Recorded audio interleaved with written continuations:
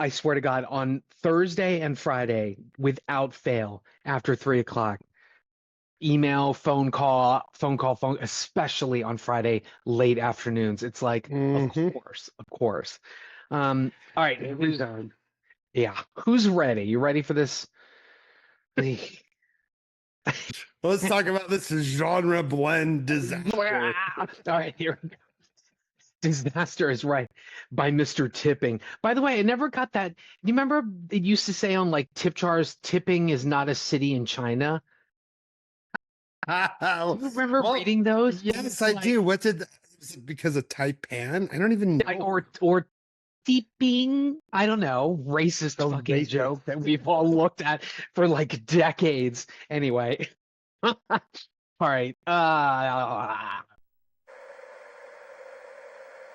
Hey, you want to watch some TV or something?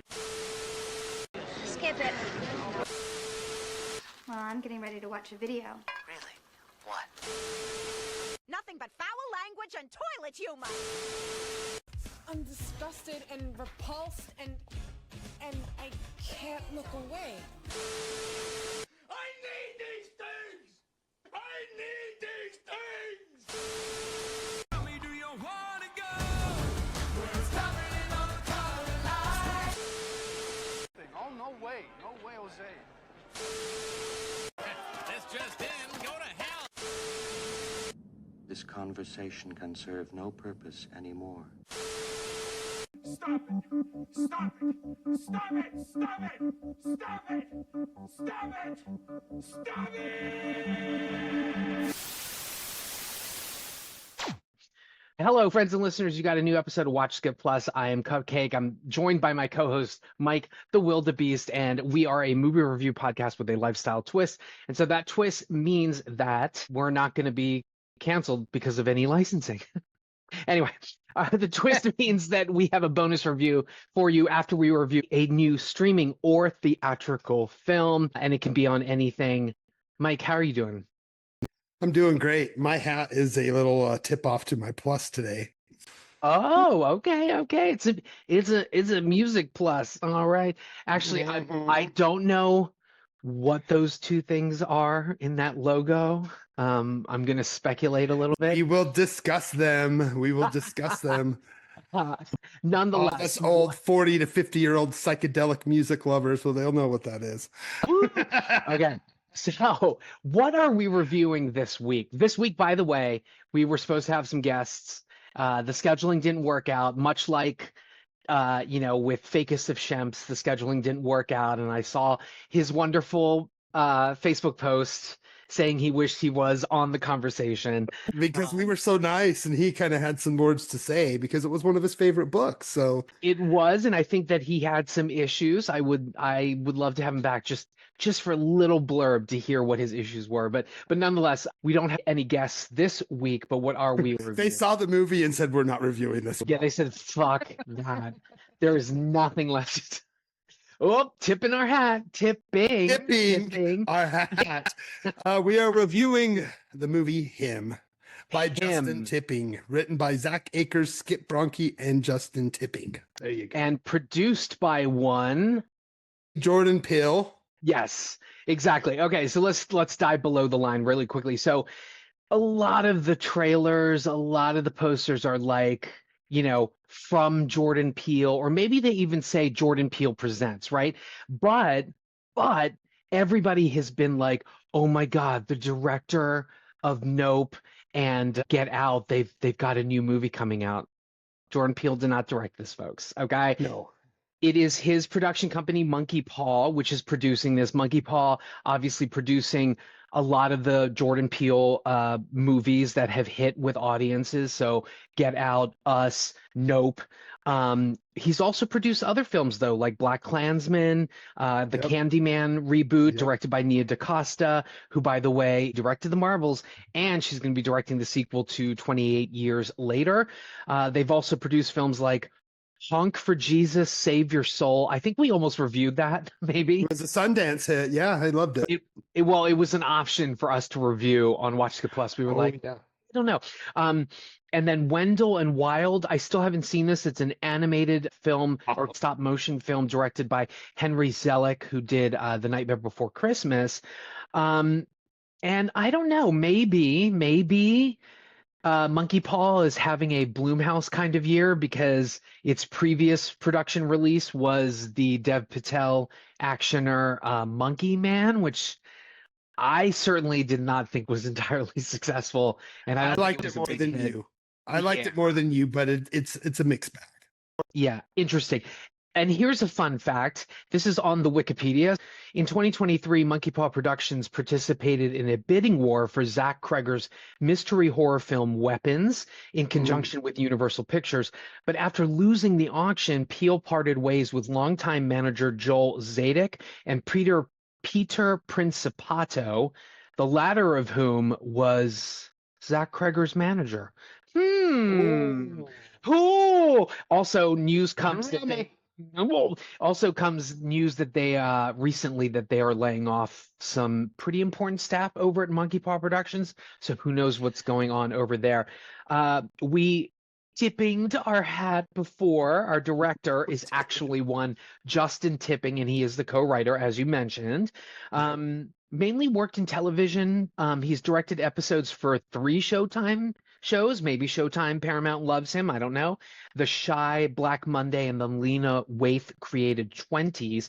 He also directed episodes for Netflix's Dear White People and then Netflix's Dare Me, which actually was a series on USA. Did you ever see this about the cheerleaders that end up like killing somebody? Did you ever see that? I never saw Dare Me, but I've seen pretty much everything else he directed. Okay.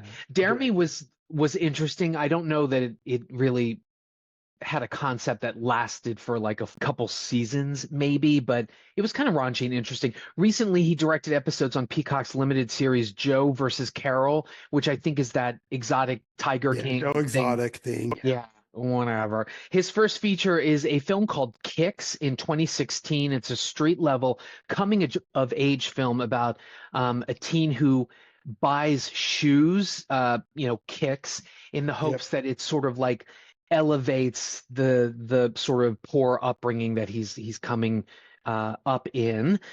He also happened to have co-written that film that premiered at Tribeca Fest in 2016. Did you ever see Kicks? Are you familiar with any other of Tipping's work? It has been on my list to see Kicks. I'm familiar with The Shy and Dear White People. I both love those shows very much. The Shy kind of lost its steam the last couple seasons, but he kind of directed the first couple seasons, and those were great. Dear White People, great, both seasons, awesome. But I haven't yet to see Kicks. I've heard pretty good things about it for those. Yeah, I did too. Those kind of movies, but I mean, it's definitely he's into that urban. I hate the term. I fucking hate the term, but he's into the. I was avoiding urban films. Yeah, he's into things that tell, like as you said, at street level. I guess is the best way of saying it. Well, that was from Wikipedia, but I was also trying to avoid the whole urban thing because, predominantly his work, it's been the Black experience, right? And so why code it? It's not, folks. It's not urban. It's the Black experience. So there you go. Okay, our writers, as you mentioned, are Zach Ackers and Skip Bronke. So this is interesting. They both met at New York City's Tisch School of the Arts. One, Zach Ackers, went off to do sports documentaries, and then Brown went to Silicon Valley in California to do commercials. But they run a production company called 2 Up, and they were behind 2013's podcast Serial, meaning a work of fiction that is stretched out over a podcast season, called Limetown, and that would eventually become a miniseries that was produced for Facebook Watch with Jessica Biel, the very gorgeous Jessica Biel. They also produced and created a musical podcast called 36 Questions, which I hear is absolutely amazing. This is their first film. Have you heard or seen Limetown? Or I think there even was maybe a sequel novel to it or something. Yeah, back in, gosh, it was probably 2016 or 17. I was doing a lot of processing work, and I actually started listening to Limetown. Oh, okay. I listened to the first season. I think they just had the first 13 episodes. As far as, scripted podcasts go, which is very much like old radio stories. So yeah. from what I remember, it was a nice little, crime types. Didn't have kind of like a weapons bent, like kids disappeared or something like that? I feel Yeah, like so that's there's what the 300 line people was. that disappear, and there's this chick's a journalist. I can't remember if it was like NPR or something like that. She Got it. goes and tries to discover what's happened to these 300 people. It was a pretty decent podcast, but I've never seen the series or anything like that. I might have to check that out. I'm really interested in this musical podcast. I wonder what that's like, unless it's cringy. I don't know. Anyway, our DP, it could be, right? Our DP is Kira Kelly. She's best known for her collaborations with Ava DuVernay. So that's 13th, the Netflix documentary. I believe that was Oscar nominated, Golden Globe nominated. And then the OWN series, that's the Oprah Winfrey Network, the Queen Sugar series. Queen Sugar, yeah. She actually started as an electrician and a gaffer on big studio film projects. She has shot 2 films by Tom Gustafson, one of which was Were the World Mine? This was a gay musical inspired by Shakespeare's Midsummer Night's Dream. I don't know if you've ever seen it. I've seen it. It's not bad. She cut her teeth on series like Hulu's East, Los, High, and Echo for Disney Plus, part of the MCU. And then recently, Res Ball, which was about a Native American basketball team. What do we think about Kira Kelly? Yeah, fan of what I've seen. So Yeah. and everything they've done with Ava DuVernay, which I love Ava DuVernay. So yes. Yeah, she's great. She's great. Our music is by Bobby Krilic, I think his name is pronounced. He's a British composer, artist, producer, and musician. He's released 2 albums under the name The Haxan Cloak. I think Haxan is like ye old something for witch. But a lot of his music is very like it's all like electronic synth, sort of like atmospheric, so there's no words. But he has produced music for artists like Bjork, Goldfrapp, and Troye Sivan, amongst others. And then film-wise, he has collaborated with Atticus Ross on the scores for Black Hat, Michael Mann's very long and misunderstood film. I don't know. I happen to be a fan of it. I know people just poo-pooed all over that movie. I loved it. And 999, which maybe is deserving of some of the poo-poo.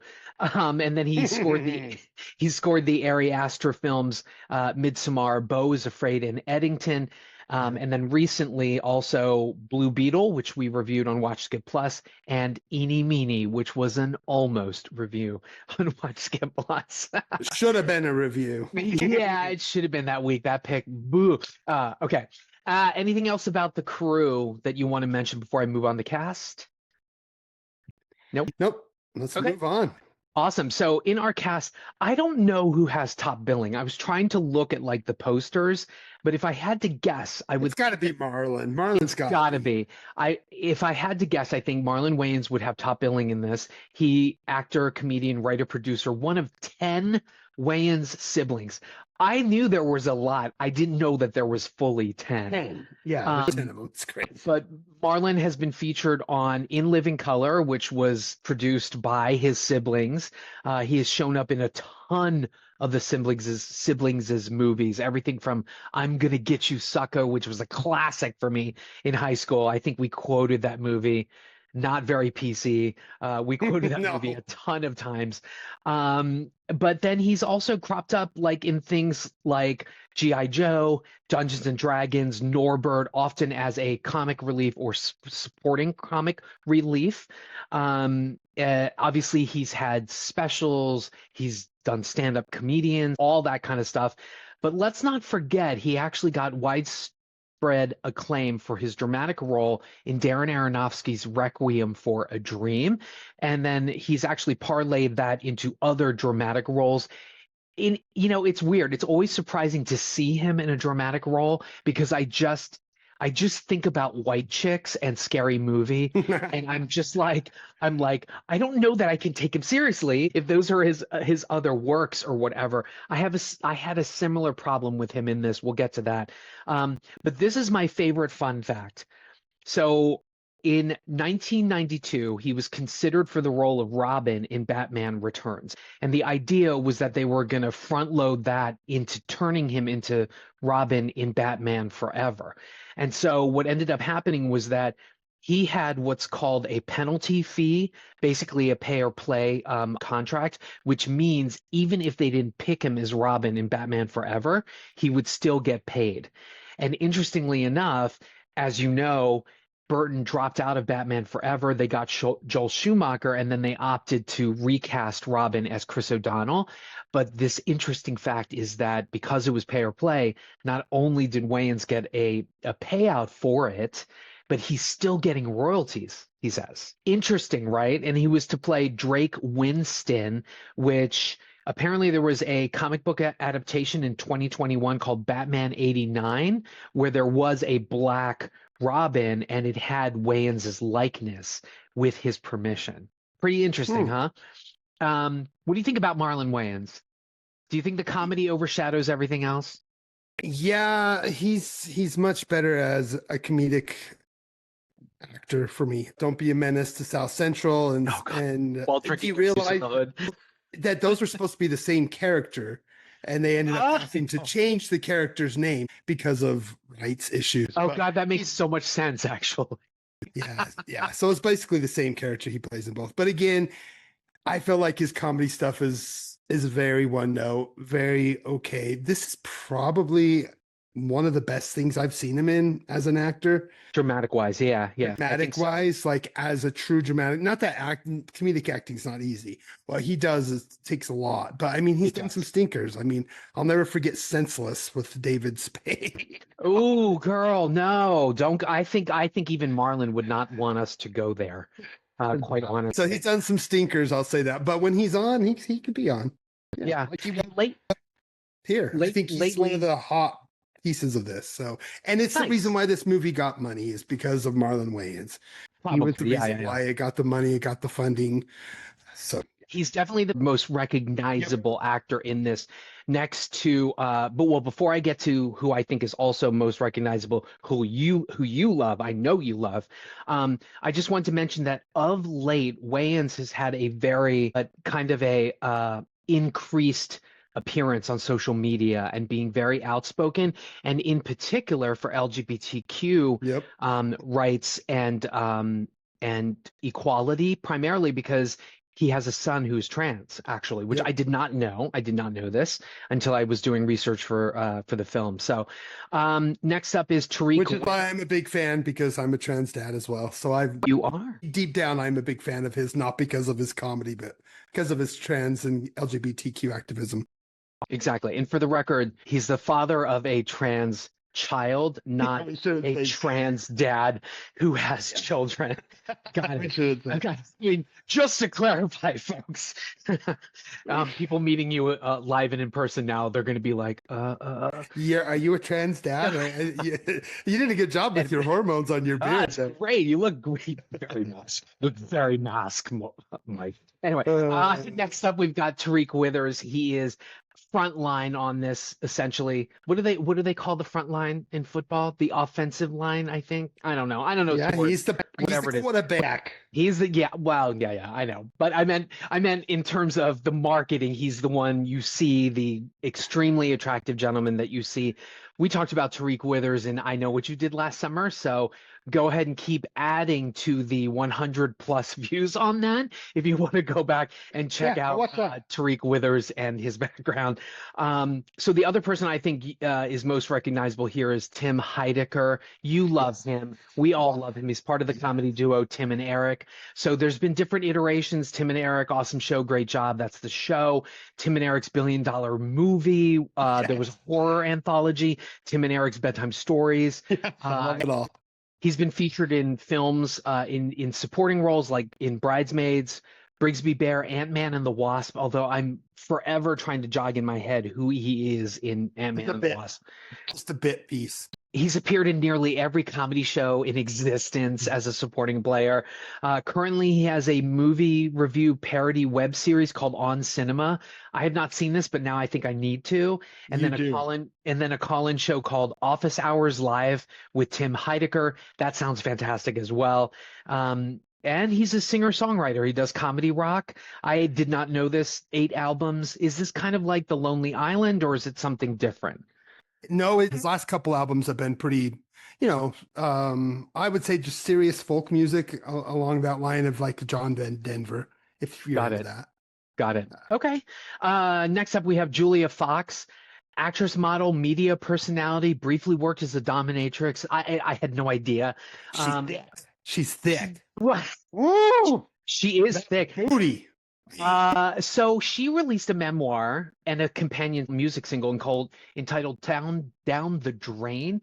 Apparently, she has quite the turbulent whirlwind life and upbringing. I won't go into it out of fear of being sued. I don't know, but she's been very candid about all of her stuff. Yeah, that's whatever is going through your mind, folks. That's exactly what she's been through. She's been blessed and cursed at the same time. Yeah. When you got that body, unfortunately, you can be used and abused, and she was. And she came out as pansexual, so there you go. She has a podcast on Spotify called Forbidden Fruits. Her first big role was in the Safdie brothers film Uncut Gems, which is where I think all of us know her from. She's also appeared in the films PVT Chat, was directed by Steven Soderbergh in No Sudden Move, and then worked with Tony Kaye, who did American History X in the film The Trainer. So she's working with the best. Yeah. Although I don't know if we're going to put tipping in the best. I have no idea. Anybody else in the cast you want to mention or talk about before we dive deep into our spoiler-free thoughts on him? Nope. I think that's about it. Let's get into it. Okay, so we're going to get into our spoiler-free thoughts on him, a much, much anticipated film with a very eye-catching trailer, a trailer which makes it kind of seem like The Substance meets professional football, the NFL, but then it looks almost like sinister supernaturally. A lot kind of riding on this, I guess, coming from Monkey Paw Productions. What are your spoiler-free thoughts on him? I'm dying to hear. Okay. This director really, really wants to be Ari Aster and Jordan Peele and Damien Chazelle all wrapped into one.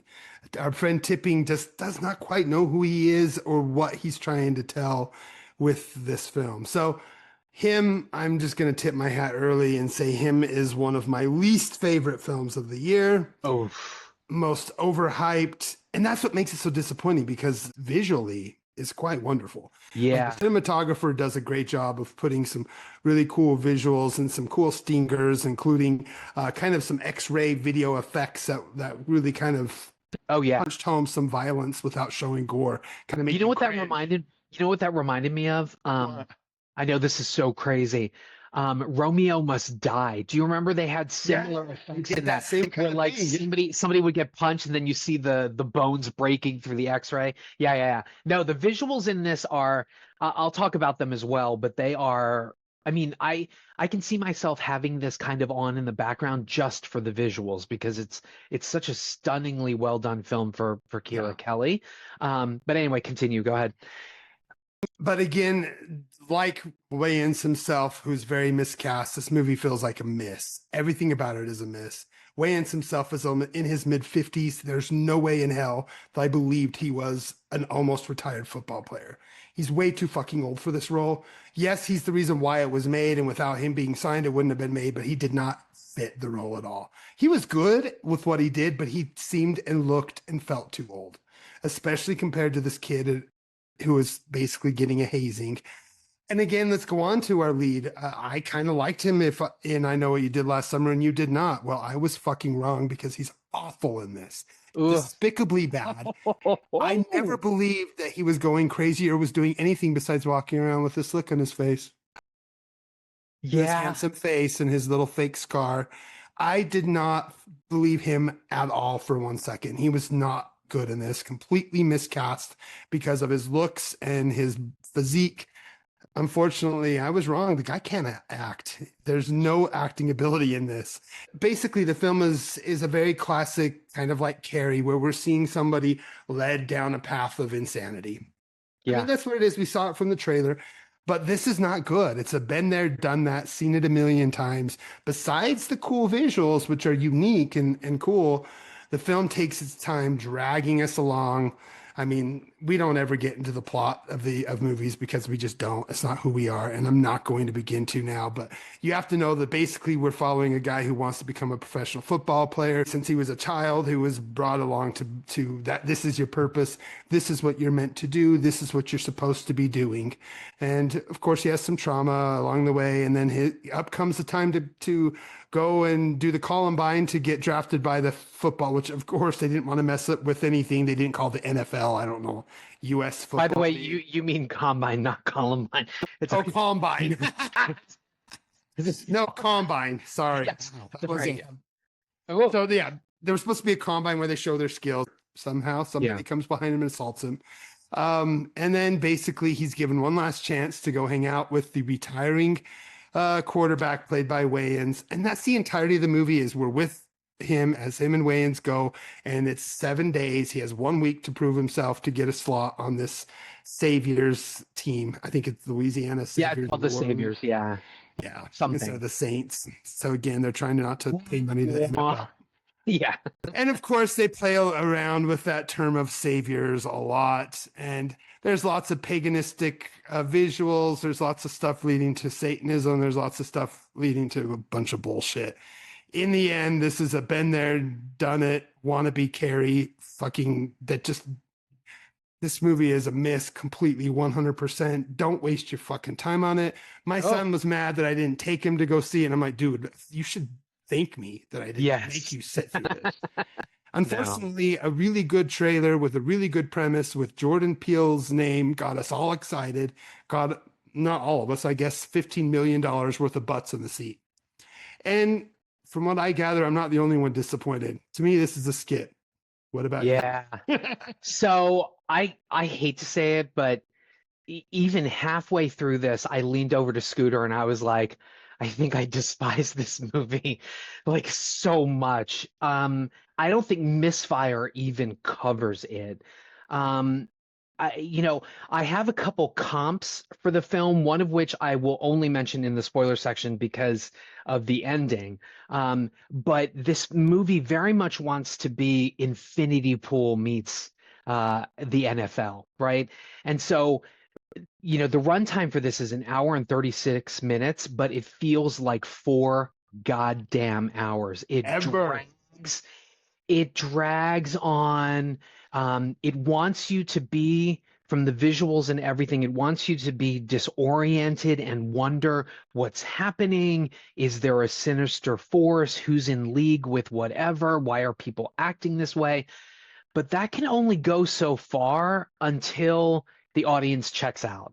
And so I think what they ended up doing, because they held everything until that very end, I think that they missed an opportunity to, catch the audience off guard, clue us in, and then maybe have some sort of get me the fuck out of this, But instead, we get just scenario after scenario where the visuals are designed to make us feel uneasy. There are some jump scares.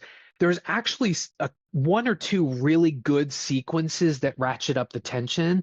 I'm thinking about the sauna scene, which we'll get to, in the spoiler section.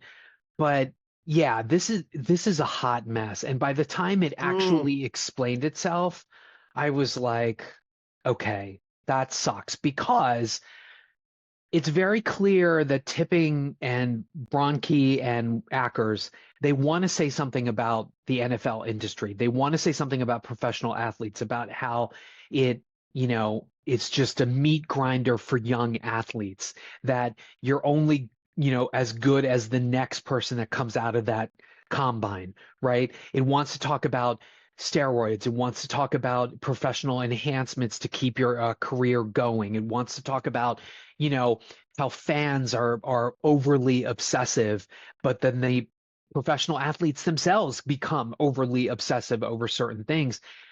It has all these wonderful things or interesting things that it wants to say about the industry, but doesn't know how to say it. And it is awful. When I read that the two were behind like podcasts, I wasn't surprised, because they know how to do a format over several episodes, but not a contained format like this. The writing is the mess. You've said this a lot. You've said this a lot about other films, which is this needed at least 3, 4, 5 more revisions to make it tighter. Oh yeah, because what we did get was awful. The tonal swings. Why did we have such fucking huge tonal swings? Like you get this tension followed by a big swallowing Wayans brother-esque comedy swipe, and then the end is just. We'll get there, but it's what just the fuck mad. is that? Yeah, That's the kind of thing I'm usually cheering about. But because everything that leads up to it is so tonally messy, and the one meandering, and the only two people who actually come to the screen knowing what they're doing is Marlon Wayans and Tim Heidecker. Everyone else on screen is a mess that doesn't quite know. They're not being directed properly. Everything from Julia Fox's bleached eyebrows to everything she was wearing. It was a mess. She never looking like Lady Gaga and shit. I don't know. She was trying to become this character that was never really fully written for her to become. So she was just kind of showing up with the makeup and being like, "I'm here, and here's my gorgeous ass." But there was nothing more than that. So what's interesting though is that you can see the seeds of the ideas and the commentary here. Like I think her character is supposed to mimic an obsessive fan character because they look the same. Right. Think about Get Out is what I was thinking. Exactly. It's the same character in Get Out. Sure. But let's talk about Tyriq Winters. Okay. So I know I was a little mean and I called him we're justly mean. A charisma vacuum, and I know what you did last summer. He can't act. He is overshadowed by everything in this, and he cannot bring the thunder. He is beautiful to look at. I mean, Scooter and I when we saw his ass, we were like, yes, thank you so much. But that's about all he brought to the table. He was just a pretty face. But man, there was nothing going on behind those eyes. Dead eyes. What do they say on America's Top Model? Dead eyes, smize, no smizing, whatever. Let's talk about Marlon Wayans, though. I have no idea what to think about his performance. It's very much on the borderline. Like you can see parts of the potential of his acting and his dramatic acting and tying it in with all that manic stuff. But then there are some scenes where he fully lets go, a la like Jack Nicholson in The Joker. And it's more cringe than it is sinister, you know? Like when he's like, it's in the trailer. He's like yelling at him. He's doing all this stuff, and he's like, ah. And I was like, oh no. Why? Why would you do that? I'm like, you got to reel in Mr. Wayans, okay? He can run away with your film, I guess. But this just terrible. But the visuals, I wish the visuals were backed by a better script because I was really wowed by what Keira Kelly did with her camera. Yeah, it's a mess. It meanders. Characters walk in and out and then suddenly disappear. One gets beheaded and I'm like, what's going on? And then the chapters. Why do I fucking care about chapters? Who cares? Why do we care about each day and them having a name for each day? We know he's going through 7 days in hell or whatever. Okay, we could give chapter 1. We don't need a name. We don't need to explain what he's going through. We can see it. Again, you have these beautiful visuals, a very capable director of cinematography who knows what she's doing. Yet you cannot tell a story with this screenplay. That's the problem. The screenplay is the problem. You can't. And you know what? I'm interested in knowing how they shot this. Let me look. Oh, it is digital. Jesus. So this is weird. Far be it from us to say you should have done it this way, right? But I think what does this film a disservice is the filmic look to it. It doesn't look like reality. It doesn't look like anything else. And they might have succeeded if it was maybe shot on digital and had that clean HD look that you do with football games, because then maybe it would have grounded it in reality. So they made a choice. It looks gorgeous. I think it just kind of disserved the film in some ways, maybe. I mean, it does say it's shot with the Arri Alexa 35, but again, they tweaked it to make it look filmic, and I think they should have gone with the HD reality of ESPN and stuff like that. Man, what a complete misfire. It's a hard skip. I would not wish anybody to sit through this, quite honestly. It's terrible. Oh well. Anything else to add before we hit spoilers? Nope. Okay. So if you have not seen him, we are going to spoil the Jordan Peele produced, Justin Tipping directed, starring the charisma vacuum Tyriq Withers and Marlon Wayans faster than you can say 24, 26, hike. Anyway, in 3, 2, 1, here we go. Okay. So color me surprised that what I thought was going to be the substance basically turned out to be, and I'm not lovingly dubbing this film Rosemary's Quarterback. So lo and behold, when the ending comes up, it's basically like Rosemary's Baby, right?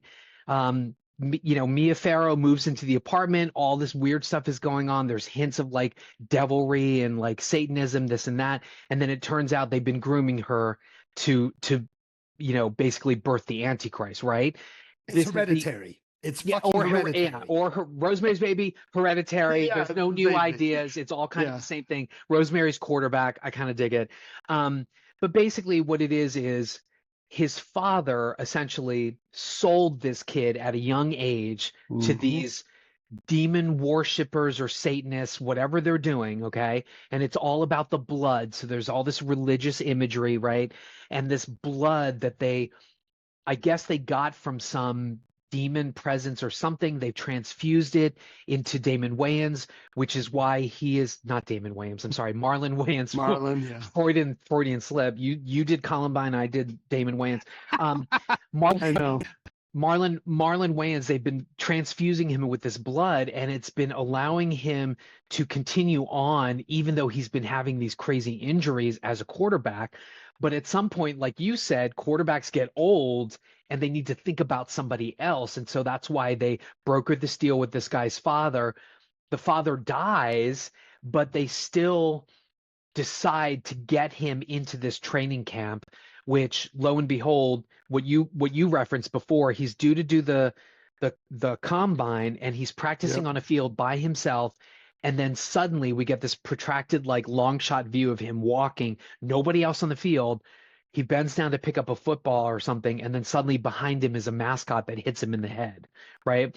And then it's because of that and the concussion potential protocol and the stitches he has in his brain, he's like, no, I'm going to do the combine. I'm going to do the combine. And then I don't know if he went through with it or not, but it looks like he failed basically.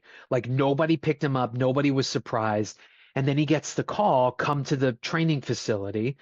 And then, the rest of the film is us walking into this thing, and we're supposed to be like, oh, what's going on? Why is Marlon Wayans stripping like fucking cattle skin and painting these weird pictures, or all these high-tech treatments? What's happening? Is he trying to like screw him or whatever? And it's just so dull and stupid and dumb.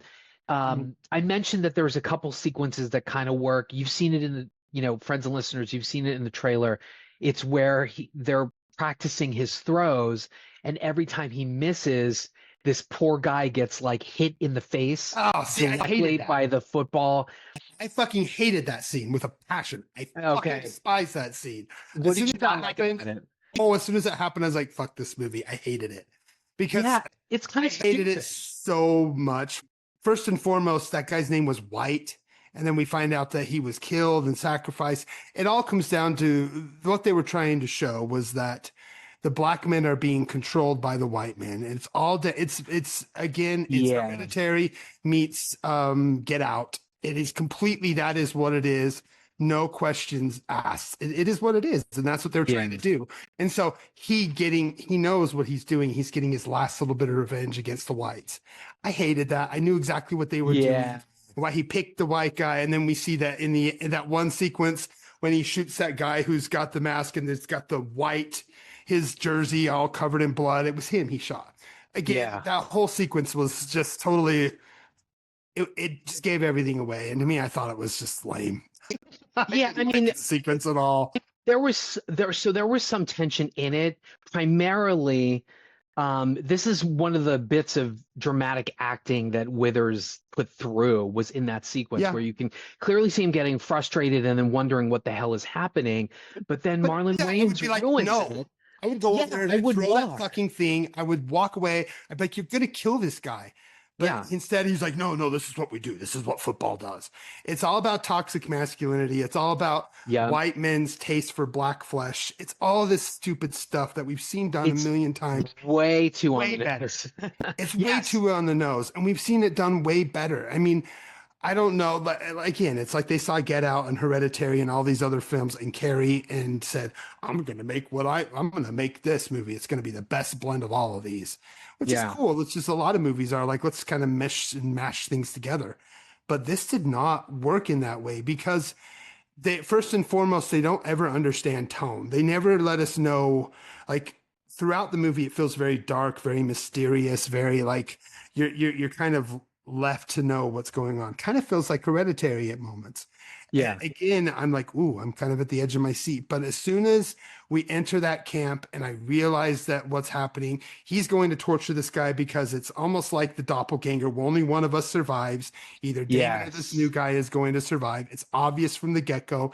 He's going to torture him till he either man the fucks up and kills everybody, or he fucking gets killed, and then Wayans will continue to be the quarterback or the king of the saviors or whatever.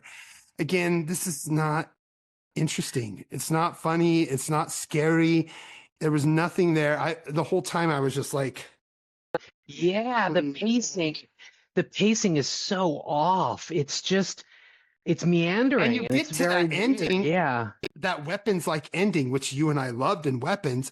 And you get to this ending, which is him just dispatching everybody, and you're like, but at the same time, it doesn't feel earned at all, and it doesn't tonally fit what happened before the big battle between him and Wayans. It also seems to be contrary to the message that they were trying to maybe convey about professional athletes or whatever. So just to set it up for everybody, Tyriq Withers starts to find out that basically, he gets locked in this room with Marlon Wayans, and Wayans is like, well, just like the Gladiators, 2 men enter, 1 man leaves. I'm like, that's not the Gladiators. That's fucking Thunderdome, folks. Okay. It's Thunderdome. I'm like, oh, we're quoting Mad Max Beyond Thunderdome. Shit. That's like a classic now. Anyway, so Marlon Wayans says to him, you're going to have to fight me because only one of us is going to end up being the quarterback. So there's this protracted battle. He kills him, basically. Tyriq Withers kills him.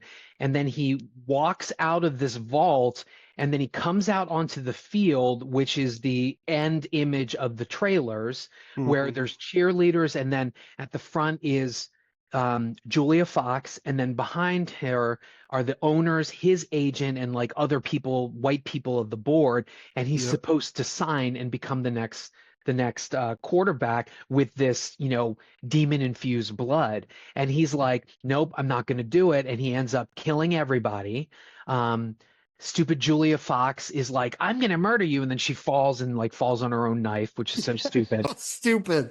And then I don't know if obviously it's a commentary on like agents, but his agent ends up being eaten by this mysterious demonic force, which presumably transfused the blood or whatever. He gets like dragged away, and it's like, it makes any fucking sense. None of that demonic force stuff.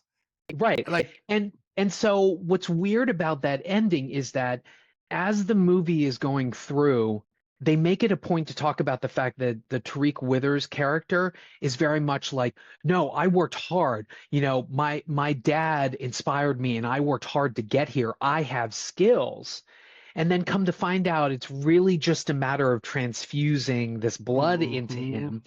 But then the actor, Tyriq Withers, when he kills everybody, he essentially says, none of you earned this, but I earned it, and that's why you all should die. So what is the real commentary here? That no professional athlete who makes it to the draft hasn't earned it? because it does talk about how the family, you can see the family bickering. Like his mom is always like, "Oh, your dad would think this," and the brother's like, "What about this? What if we can do that or whatever?" And it's seemingly making this commentary about how, parents sometimes will hitch their wheel to a young kid who has these great skills, and immediately they think, "Oh, we're going to be making billions, and he's going to go to the NFL or whatever." But it's a weird mixed message. I don't know what the movie was really trying to tell us, other than have this awful Rosemary's Quarterback movie, which doesn't make sense. None of it made sense. It was stupid. No, it's much ado about nothing. Like I always say, it just leads you and leads you on to something that's not there. And then you get this great like battle between him and Wayans, which did not feel like a great battle. And then all of a sudden it becomes a campy over the top slasher. He becomes Carrie and just starts killing everybody in a big, gory, bloody fashion. Cool. I mean, yeah, some of that's funny, but none of it feels earned. Whereas in Weapons, when everything goes shit show, it feels earned. Yeah, it was set up well. It feels well set up, and that's the key. Nothing is set up well in this. Everything is like up for you to kind of like figure out. Nothing is set up. And again, it kind of falls on Tyriq, who you're supposed to be feeling him slowly losing grip on reality. But I never really feel that. Not at all. I mean, I felt it more in like, what did we see recently that had a similar where a younger boy was falling into a trap of someone. Bring Her Back. And yeah, Bring Her Back. He is kind of being led along. And we can feel it. We feel his tension. We feel the way he's being led along. We feel that he is losing it. And in the end, he does literally lose it and dies. But in this, I don't believe anything. I never felt for a second that he was really losing his marbles. I never felt, there's no charisma there. I never felt the trauma of his father's death. I never felt anything for this kid because he just walks around with this face. The stone cold face the entire time. It's a beautiful face. The only time he shows anything is when he's kind of like, "Oh, this guy's getting his face beat. Guys, we got to get together. This guy's going to get killed by a football if I don't do this. Let's go. Come on, let's go, guys." And I'm like, what the fuck? That's getting a 60-mile-per-hour football to the face over and over and over again. And I was like, oh, please, is this what this movie's going to be? And yep, every single day there's a new challenge, a new grotesque thing he has to deal with. And then the one cool scene, which again doesn't make any sense. Supposedly there's these like cult that worships him that are sitting outside of where he lives. So it's very much like it's the rabid fans. It's the obsessive fans. What was that movie with Patton Oswalt? Where he was the big fan. Yeah. And so there are these fans that are dressed like the mascots, and there's this woman that kind of looks like Julia Fox, too much, and has platinum blonde hair, but kind of looks like Amy Madigan from fucking Weapons. Like she's got like the makeup or whatever. And later in the film, they sneak into the complex, and he's in the sauna, which, by the way, did you see the glass for the sauna? It had like the space between the two things of glass. I'm like, you're not holding in any fucking heat. Like, who designed that? I'm like, that's stupid. It's so Hollywood. But anyway, she sneaks in and basically attacks him in the sauna. I kind of like that sequence. I thought that was kind of interesting. Was one of the few moments of real tension. And you start to see him snap. That was the one time I was like, okay, he's starting to snap a little bit. Okay, cool. And then Wayans comes into the sauna and kills her. And then you see the two mascot people like crying over her. And it's like, okay, that's weird, but where does it fit in everything else? It just didn't. I thought they were like members of the cult that's involved with the same. I didn't think so. I think it was just obsessed fans hanging outside the gates. They're the worst actors ever. If you just sat and watched them die and they were like jumping up and down and like it was so weird. Nothing in this is believable. The bunker place he lives, the like underground home that he lives in that supposedly is underground but has all this shit. Nothing in this movie is believable. I know. It doesn't set up a world that we understand or can comprehend. And so when it all comes down to a gore fest, it doesn't feel earned. It doesn't feel like it fits anything. So yeah. It's some shit. Let me tell you something. in a row. God. Jesus God. Conjuring and him, man. I hope this doesn't say Watch Skip Toilet. watch skip shit. Watch Shit Plus. You know, can I just tell you can I tell you the ending of Rosemary's Baby would be greatly improved if she was like, excuse me, and then comes back with a machine gun and kills all those fucking Just things. killed everybody. Yeah, I would be like, bravo, Polanski, Oscar. Anyway, yeah.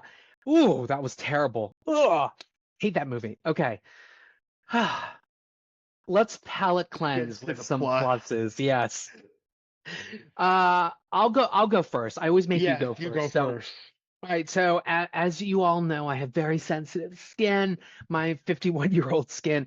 So there is a skincare company called Necessaire, Necessaire, with the apostrophe over the first E, and they have an amazing body exfoliator, which I think everybody can see here. It is fragrance free. I love it. This is 6.1 fluid ounces. I can't remember how much this is. It is a little pricey, folks. Okay. But what I love about this is we talk about exfoliation for the face. People use scrubs, right? And the scrubs can either be chemical, meaning it's just a gel, but it would have AHAs, alpha hydroxy acids, or polyhydroxy acids, which are stronger acids, and they would exfoliate the outer surface of the skin, let dried skin cells drop off. Well, your body needs that too. And so, you know, again, you can have a chemical exfoliator for the body, a body wash, or a physical one, something that has like the grit in it. But the problem with those body exfoliators is that a lot of times the little beads in them are plastic and they're not biodegradable and they're bad for the environment. So this one is both physical and chemical. So not only does it have AHAs, so AHAs, they act on the surface, your A appearance. BHAs, basically below the skin, so they help to clear up your pores. BHA, salicylic acid, that's usually very good for acne-prone skin. But if you have like chicken bumps or even like acne, this would be good for you as well. PHAs, polyhydroxy acid, and then the little beads in here are pumice. So a natural thing, biodegradable, excellent for the skin, and niacinamide, which helps to brighten the skin as well. I will use this on my beard before I shave, and the hairs literally melt off after I've rinsed it off, put the cream on, and shaved. And then I just absolutely love this all over the body. You're not supposed to use it on your face and scalp, but I do it anyway because I love it. I love it. Yeah, it's great. Great exfoliator. Grab it, people. It's fantastic. How about you? What's your plus? My plus, like, I have my hat, the flaming lips. The flaming lips. Okay, what is flaming lips? What is that hat? You have to explain it. I went and saw the Flaming Lips tour, and this is the Pink Robots from Yoshimi Battles the Pink Robots, which is their most famous song. And they have these big, giant pink robot, like, inflatables that are like 30 feet tall that they blow up during their show. Nice. Anyways, Flaming Lips, I had the chance.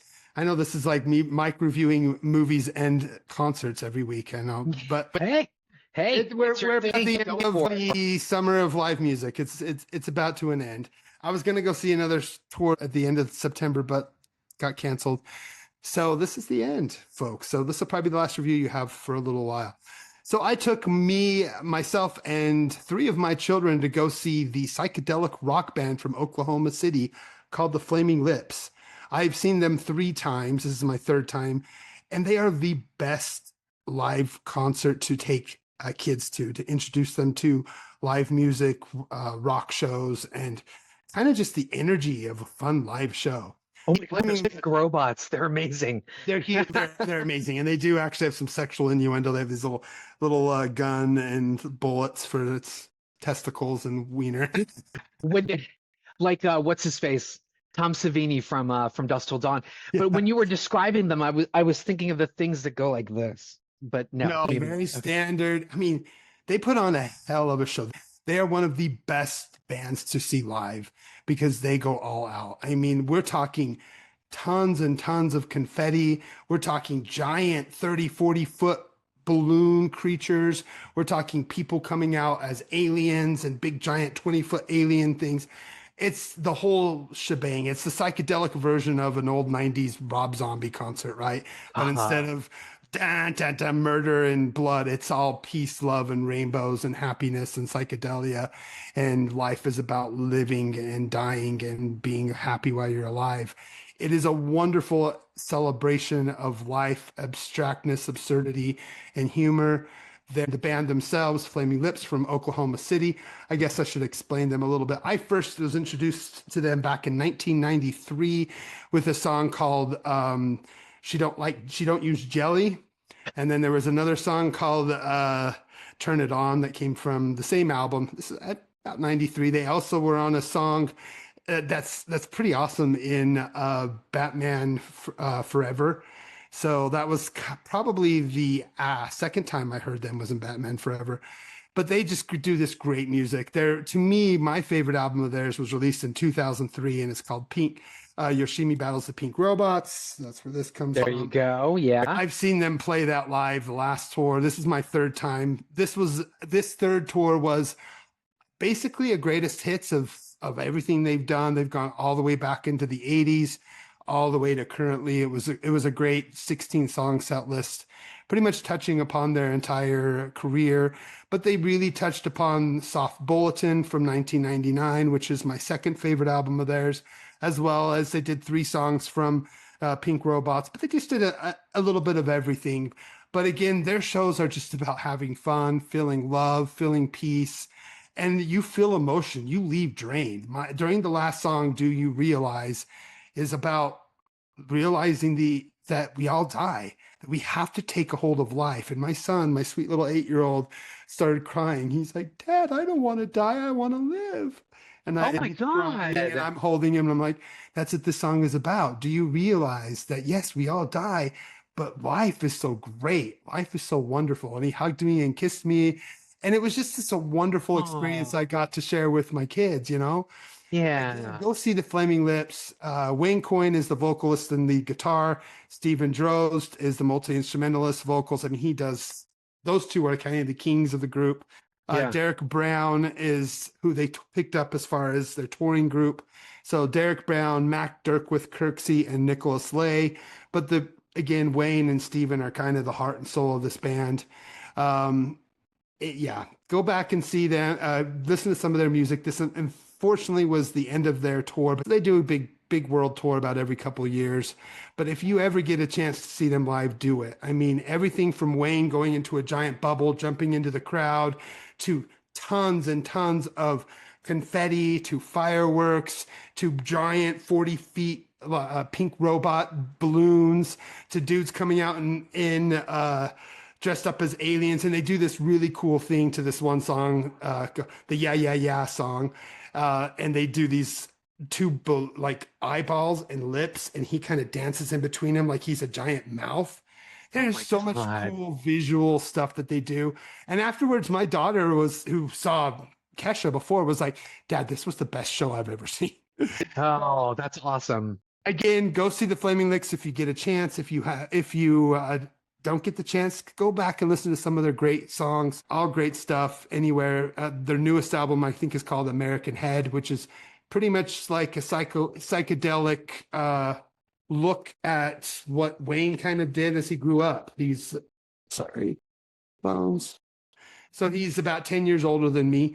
And his newest album is kind of a look back at life in the 70s as a child growing up in America. Got it. That was going to be my follow-up question. Like, if I had never heard the Flaming Lips, like, which album would you want me to start with first to jump into?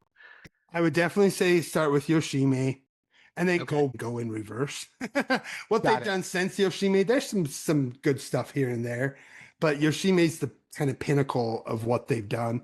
But I would they're psychedelic, fun. They did some stuff with Miley Cyrus back in the day. So as a fan of pop, you probably would want to start there with the Miley Cyrus. Start there, yeah. But just to get an idea, that was back when she was doing all that twerking. It was right after her rap album, and she was going into psychedelia.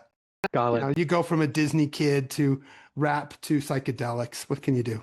Yes. And you saw them at the Ogden Amphitheater, which is Ogden gorgeous. Amphitheater. That's where I saw the Modest Beautiful. Mouse as well. That was, Nice. I think, yeah, one of their last of the yearly Twilight shows. Again, they do the Ogden Twilight Fest and the Salt Lake Twilight.